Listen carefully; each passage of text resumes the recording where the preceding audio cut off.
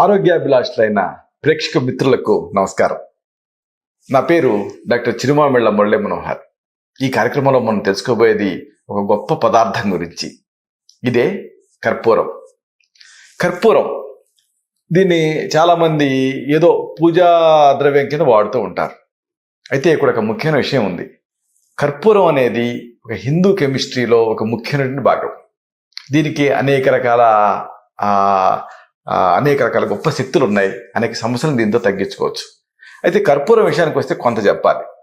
కర్పూరం అనేది ఒక ప్లాంట్ తాలూకు ఒక ఎక్స్ట్రాక్ట్, ఒక ఎక్సుడేట్. అయితే ఇక్కడ మనకి రెండు రకాల కర్పూరాలు దొరుకుతున్నాయి బయట మార్కెట్లో. ఒకటి ఏంటంటే హారతి కర్పూరం, రెండోది పచ్చ కర్పూరం. ఇక్కడ రెండిటికి కాస్త తేడా ఉంది. పచ్చ కర్పూరం ఎప్పుడు కూడా మనం వంటల కోసం వాడుతూ ఉంటాం. ఉదాహరణకు ఈ తిరుపతి లడ్డూలో కలిపేది ఏమిటి అంటే పచ్చ కర్పూరం. అలాగే మనం లోపలికి సేవించడానికి అనువైంది ఏమిటి అంటే పచ్చ కర్పూరం. ఇది న్యాచురల్గా ఒక చెట్టు నుంచి వస్తుంది కాబట్టి దీనికి ఎలాంటి సైడ్ ఎఫెక్ట్స్ ఉండవు. కానీ ఇంకోటి ఉంటుంది, అదే హారతి కర్పూరం. ఇది ఆర్టిఫిషియల్గా బయట తయారు చేస్తున్నారు. బయట ఎక్స్టర్నల్గా వాడాల్సి వస్తే ఏ కర్పూరం వాడినా పర్వాలేదు, కానీ లోపలికి వాడాల్సి వస్తే మాత్రం పచ్చ కర్పూరం మాత్రమే వాడాలి. ఇది గుర్తుపెట్టుకుందాం. ఇక ఈ కర్పూరంతో ఎలాంటి సమస్యలు తగ్గించుకోవచ్చు అనేది వరుసగా తెలుసుకుందాం. గాయాలైనా, రక్తం స్రవిస్తూ ఉన్నా, తలనొప్పి ఇబ్బంది పెడుతూ ఉన్నా, ఇలాంటి అన్నిట్లో కూడా ఈ కర్పూరం అనేది ఒక అద్భుతమైన ఔషధం కింద ఉపయోగపడుతుంది. సాధారణంగా ఏదైనా ప్రమాదాలలో దెబ్బలు తగులుతూ ఉంటాయి, రక్తం గారుతూ ఉంటుంది. ప్రథమ చికిత్సగా ఈ కర్పూరాన్ని వాడుకోవచ్చు. కాస్త కర్పూరం తీసుకోండి, దీన్ని పేరిన నెయ్యిలో వేయండి, రెండింటినీ కలిపి నూరండి. అప్పుడు పేస్ట్ లాగా అవుతుంది. ఇలాగా కర్పూరాన్ని నేతికి కలిపేసేసి ఆయింట్మెంట్లా తయారు చేసి దాన్ని పూయండి. ఇలా చేస్తే రక్తస్రావం తగ్గుతుంది, చీము పట్టకుండా ఆ గాయం త్వరగా మానుతుంది, వాపు కూడా తగ్గుతుంది. ఇక దీన్ని కణతలకు పట్టించుకున్నారనుకోండి, తలనొప్పి తగ్గుతుంది. ఎందుకంటే తలనొప్పి ఎందుకు వస్తుంది? వ్యాసో డైలటేషన్ వల్ల సాధారణంగా వస్తూ ఉంటుంది. అంటే రక్తనాళాలు వ్యాకోచించడం వల్ల. మీరు ఈ నెయ్యి కర్పూరం రెండు కలిపారు కదా, ఇది ఏంటి చల్లగా ఉంటుంది. అంటే బ్లడ్ వ్యాకోచించిన రక్త ఈ నాళాలని తిరిగి సంకోచింపజేస్తుంది. దాంతో తలనొప్పి తగ్గుతుంది. ఇక చిన్నపిల్లల్లో విరేచనాలు అవుతూ ఉంటాయి, అలాగే కడుపు నొప్పి ఇబ్బంది పెడుతూ ఉంటుంది. ఇలాంటప్పుడు ఈ చిన్నపిల్లల్లో అయ్యేటటువంటి విరేచనాలను ఆపాలి, కడుపు నొప్పిని తగ్గించాలి. అలాంటి ఔషధం అనేది ఆహార ఔషధం కింద ఉండాలి. దానికి మీకు ఈ కర్పూరం ఉపయోగపడుతుంది. కర్పూరం, నేతిలో పొంగించినటువంటి ఇంగువ, జీలకర్ర, జాజికాయ, ఈ 4 తీసుకోండి. కర్పూరం, అలాగే పొంగించిన ఇంగువ, జీలకర్ర, జాజికాయ, ఈ 4 పొడుల్ని సమంగా కలిపేసేసి నిల్వ చేసుకోండి. వయసును బట్టి 1 నుంచి 4 చిటికల వరకు వెళ్ళచ్చు. ఈ సిద్ధం చేసుకునే ఔషధాన్ని బాగా చిన్నపిల్లలు అయితే చనుబాలతో ఇవ్వాలి, కొంచెం పెద్ద పిల్లలు అయితే తేనెతో ఇవ్వచ్చు. ఇలా రోజుకి ఉదయం, మధ్యాహ్నం, రాత్రి అవసరం కొంటే 4వసారి కూడా దీన్ని ఇస్తూ ఉంటే చిన్నపిల్లల్లో రకరకాల కారణాలతో వచ్చేటటువంటి ఆ విరేచనాలు కంట్రోల్ అవుతాయి. అంతేకాదు ఆ విరేచనాల సమయంలో వచ్చేటువంటి కడుపు నొప్పి, కడుపు ఉబ్బరింపు, అజీర్తి, వాసనతో కూడినటువంటి మల విసర్జన, ఇలాంటి సమస్యలు కూడా తగ్గుతాయి. ఇక కొంతమందికి అరికాళ్ళు, అరిచేతులలో పగుళ్ళు తయారవుతూ ఉంటాయి. కామన్గా మన ఇండియాలో కనిపించే సమస్య ఇది. అరికాళ్ళు, అరిచేతుల్లో పగుళ్ళు తయారై ఇబ్బంది పెడుతూ ఉండటం. ఇలాంటప్పుడు ఏం చేయాలి? ఈ కర్పూరంతో ఒక అద్భుతమైనటువంటి ఔషధం ఉంది. కొబ్బరి నూనె తీసుకోండి. ఈ కొబ్బరి నూనెకి పసుపుని, కర్పూరాన్ని కలిపి రంగరించండి, పేస్ట్ లాగా అవుతుంది. సింపుల్ కాంబినేషన్, కానీ అద్భుతమైనటువంటి ఔషధ తత్వాలు ఉంటాయి దీనికి. కొబ్బరి నూనె తీసుకొని దీనికి కాస్త పసుపుని, కాస్త కర్పూరాన్ని కలపండి. కలిపేసేసి పేస్ట్లా తయారు చేసి ఆ పాదాల పగుళ్ళ మీద, ఆ చేతులు బరగ్గా తయారైనప్పుడు ఆ చేతుల మీద పూసుకోండి.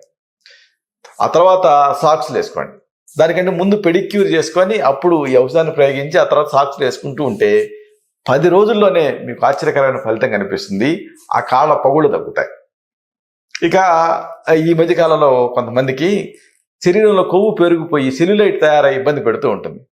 దీంతో ఏమిటంటే ఏ డ్రెస్సులు సూట్ అవ్వవు, అలాగే చర్మం ఏమో కదుములుగా కనిపిస్తూ ఉంటుంది, రొమ్ముల్లో గడ్డలు, ఇలాంటివన్నీ ఇబ్బంది పెడుతూ ఉంటాయి.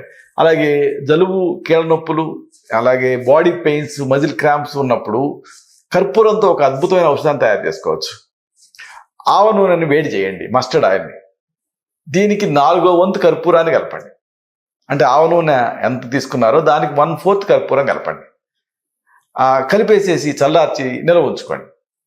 దీన్ని ఎక్కడైతే సెల్యులైట్ ఉందో ఉదర భాగాలు ఇలాంటి చోట్ల అప్లై చేసి మర్దనా చేస్తూ ఉండాలి.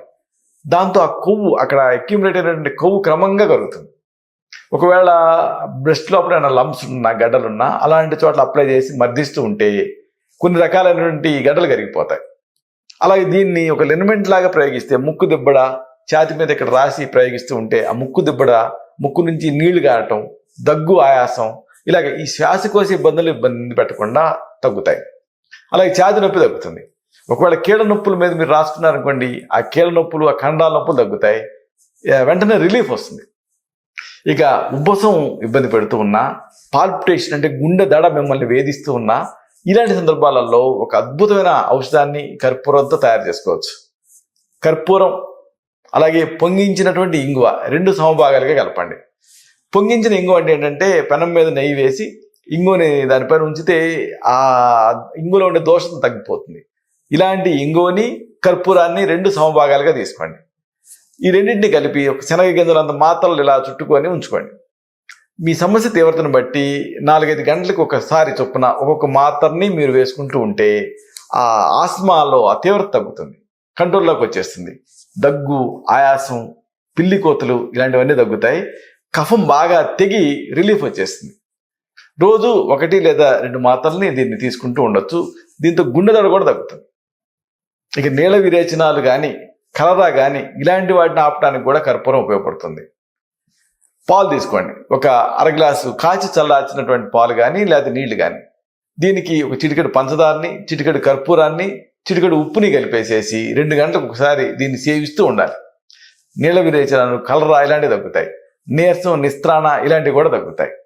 కాబట్టి ఈ కలరా ప్రబలంగా ఇలాంటి వర్షాలు పడే రోజుల్లో ఉంటుంది కదా, ఇలాంటి సందర్భాలలో వాడుకోదగిన ఒక మంచి సురక్షితమైన ఔషధం ఇది.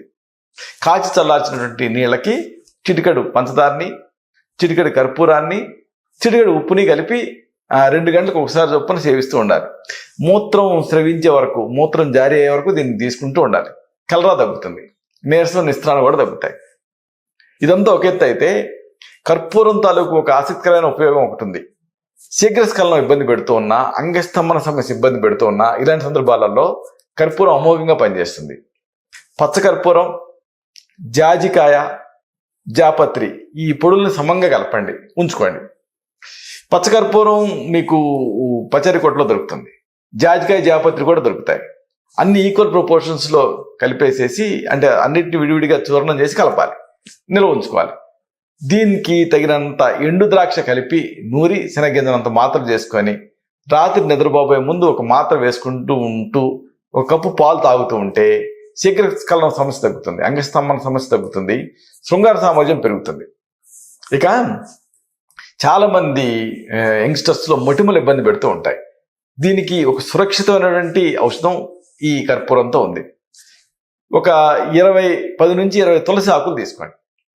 దీనికి కొద్దిగా ఈ కర్పూరాన్ని కలిపి మెత్తగా నూరండి, పేస్ట్లా తయారు చేయండి. దీన్ని రాత్రి పడుకునే ముందు ముఖానికి రాసుకోండి. సింపుల్ కదా. తులసి ఆకులకి కర్పూరం కలిపారు, పేస్ట్లా తయారు చేస్తున్నారు, అప్లై చేస్తున్నారు. ఇలా రెగ్యులర్గా చేస్తూ ఉంటే మొన్నటి ఉదయం లేచిన తర్వాత మొహం కడుక్కుంటూ ఉండండి గోరువెచ్చటి నీళ్ళతో. దీంతో ఆ మొటిమలు, నల్ల మచ్చలు, అలాగే ఆ సోవి మచ్చలు ఇలాంటి మచ్చలు త్వరగా తగ్గుతాయి. ముఖం నునుపుగా, మృదువుగా, చాలా ఆకర్షణీయంగా తయారవుతుంది. ఇక అరికాళ్ళు, అరిచేతులు వీటిలో మంటలు అనేది చాలా కామన్ కంప్లైంట్ మన ఇండియాలో. ఇలాంటి సందర్భాల్లో ఈ మంటలను తగ్గించుకోవడానికి న్యూరోపతి వల్ల వస్తూ ఉంటాయి. ఒక కౌంటర్ ఇరిటెంట్గా ఈ కర్పూరం పనిచేస్తుంది. పెసరపప్పు తీసుకొని నీళ్ళలో నానబెట్టండి. దానికి కొద్దిగా కర్పూరం కలిపేసేసి మెత్తగా పేస్టా చేసి అరికాళ్ళు, అరిచేతులకి రాసుకోండి. కొద్దిసేపు అలా ఉంచేసేసిన తర్వాత తొలగించేయండి. దీంతో అరికాళ్ళు మంటలు, లేకపోతే అరిచేతుల మంటలు ఇలాంటివి తగ్గుతాయి. చూసారా కర్పూరం, దీంతో ఇన్ని అద్భుతమైనటువంటి ఔషధాలను తయారు చేసుకోవచ్చు, సమస్యలను తగ్గించుకోవచ్చు. అయితే ఇప్పుడు మనం చెప్పుకున్నవన్నీ కూడా ప్రథమ చికిత్సలు, గృహ చికిత్సలు. ఒకసారి ఈ సమస్యలు ఈ ప్రథమ చికిత్సల స్థాయిని మించి ఇబ్బంది పెడుతూ ఉంటాయి. అలాంటప్పుడు మీ నాడి చూసి, మీ తత్వాన్ని పరీక్ష చేసి మీకు మాత్రమే ప్రత్యేకమైన ఆయుర్వేద ఔషధాలు ఉంటాయి. వీటిని తగిన అనుపాన సహపానాలతో ప్రిస్క్రైబ్ చేయాల్సి ఉంటుంది. ఇలాగా ఈ సమస్యను తగ్గించుకోవచ్చు. ఇలాంటి మరొక ఆసక్తికరమైన విషయాన్ని తిరిగి ఇదే కార్యక్రమాల పరంపరలో మనం కలుసుకున్నప్పుడు సవివరంగా, సహేతుకంగా, సమగ్రంగా తెలుసుకుందాం. శతం జీవ శరదో వర్ధమానః, శతం హేమంతాన్ శతం వసంతాన్. 100 శరత్తులు, 100 హేమంతాలు, 100 వసంతాలు వర్ధిల్లుతూ జీవించండి. శుభం.